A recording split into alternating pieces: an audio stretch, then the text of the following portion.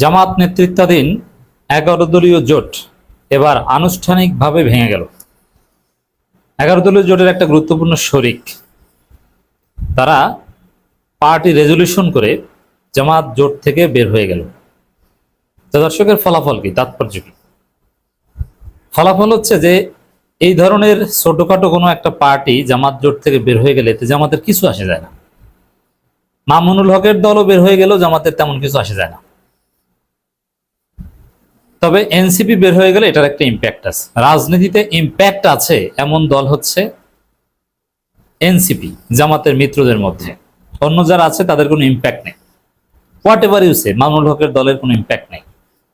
ব্যক্তি মামুনুল হক নির্বাচনে আগে মোটামুটি গুরুত্বপূর্ণ ছিলেন, নির্বাচনী প্রচার প্রচারণা অথবা জামাত বিরোধী ফতোয়া এগুলো ডিবাং করতে মামুনুল হকের এক্সিস্টেন্স একই মঞ্চে আমিরে জামাত মামুনুল হক, ইট ওয়াজ ইম্পর্টেন্ট। বাট এখন আমি মনে করি না যে বর্তমান রাজনীতির প্রেক্ষাপটে এখন রাজনীতি কি নিয়ে, জুলাই সনদ, গণভোট, এই জায়গায় মামুনুল হকের দল বলেন। মামুনুল হকের দলকে কেন টেনে বললাম, কারণ তার দলও বের হয়ে যাবে এটা আমি জানি, এবং তারা পরিকল্পিতভাবেই বের হচ্ছে, একে একে বের হচ্ছে।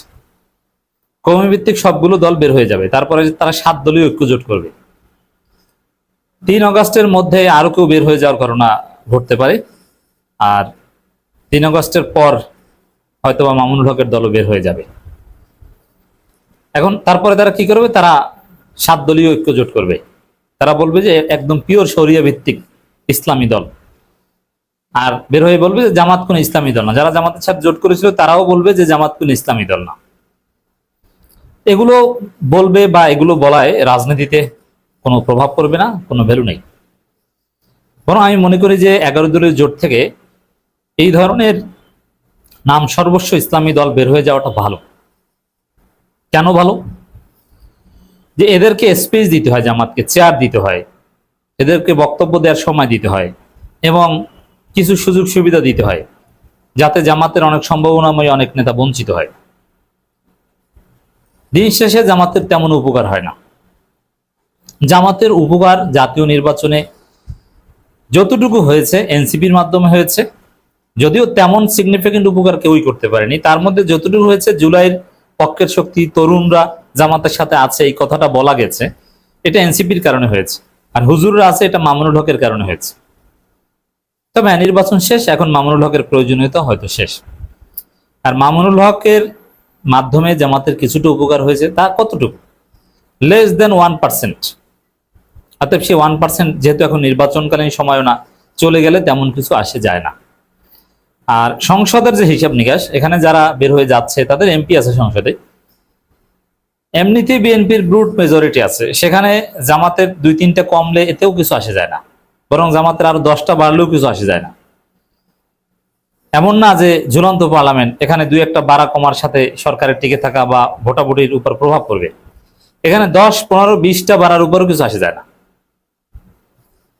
কারণ বিএনপির ব্রুট মেজরিটি আছে। এই জন্যে এই যে জোটের ভাঙন, আনুষ্ঠানিকভাবে বিবৃতি দিয়ে পার্টি রেজলিউশন করে জোটের ভাঙন, এতে রাজনীতিতে বা জামাতের পথ চলায় কোনো প্রভাব পড়বে না। এতে জামাতের কিছুই আসে যায় না, জামাত একক শক্তিতে এগিয়ে যাবে। তবে হ্যাঁ, রাজনীতির হিসাব নিকাশ এটাই। ভবিষ্যতে প্রয়োজনে আবার জোট হতে পারে। আমি তো বলি যে ভবিষ্যতে আবার চরমোনাই জামাত জোটও হতে পারে। জোট ফর দি টাইমিং, জোট কখনো স্থায়ী হবে না, জোট ভাঙার জন্যই। অতএব এইসব জোট ভাঙায় হতাশার কিছু নেই। জামাত চরমোনাই জোট যতটুকু হয়েছিল ইউনূসের আমলে নির্বাচন আগে, অতটুকু হবে এটা একসময় ছিল আনইমাজিনেবল। সরাসরি জামাতকে তাকফির করতো চরমোনাইয়ের লোকজন, সেই চরমোনাই জামাতের সাথে জোট করেছিল। এখন যতটুকু হয়েছে অতীতের কাদা সরাসরির চাইতে অনেক কম। তো এতে ভবিষ্যতে জামাত চরমোনাই জোট হওয়ার সম্ভাবনাও আছে। যারা আজকে জোট থেকে বের হয়ে যাচ্ছে তারাও আবার ঘুরে ফিরে জামাত জোটে আসতে পারে, প্রয়োজন পরিস্থিতি এগুলো ঠিক করে দিবে। জোটের রাজনীতি এরকমই হওয়া উচিত। আজকে জোট আছে, কালকে নাই, প্রয়োজনে আবার হবে। এই যে জমিয়ত এবং জামাত, জামাতকে একদম পারলে মুসলমানিত্ব থেকে খারিজ করে দেয় জমিয়ত, অথচ জমিয়ত জামাত দীর্ঘদিন জোট ছিল, বিএনপি জোটে একসাথে ছিল। This is politics. অতএব এখানে হতাশার কিংবা নেতিবাচক কিছু নাই। তবে এনসিপি যদি জামাত জোট থেকে বের হয়ে যায়, এটার একটা তাৎপর্য থাকবে। অবশ্যই এনসিপি ভবিষ্যতে শুধু জামাত জোট থেকে বের হয়ে যাবে তা না, জামাত এনসিপি ফাটাফাটি বাজবে। আজকে যেরকম আপনারা দেখছেন যে চরমোনাই জামাত ঝগড়া, ওইরকম এনসিপি জামাত ঝগড়া হবে, মারাত্মক ঝগড়া হবে। অনলাইনে গালাগালিতে নোংরামিতে একদম ভরে যাবে। এটা এনসিপি জামাত হবে, আমি ভবিষ্যৎবাণী করলাম। কারণ এনসিপির একটা টার্গেট হচ্ছে যে জামাতকে সারপাস করে উপরে যাওয়া। তারা প্রধান বিরোধী দল হবে, এই খায়েশ 2031 সালে না পারলেও 2036 সালে তারা পারবে। আর ক্ষমতায় বিএনপি কমপক্ষে 3 টার্ম থাকবে, এটা অনেকেই ধরে নিয়েছে। তবে জামাত যদি তাদেরকে রিফর্ম করে পলিটিক্সে ব্যাক করতে পারে, জামাতের অনেক ত্রুটি বিচ্যুতি, নেতৃবৃন্দের দুর্বলতা, বা রাজনীতিক হয়ে উঠতে পারেনি এখনো, ক্যাপেবল লোককে ইনকর্পোরেট করার সক্ষমতার অভাব, এখনো রেজিমেন্টের এবং ক্যাডার ভিত্তিক সংগঠন, এইসব অনেক লিমিটেশন ওভারকাম করতে পারলে হয়তো জামাত ক্ষমতায় যেতে পারবে, আমরা বিশ্বাস করি।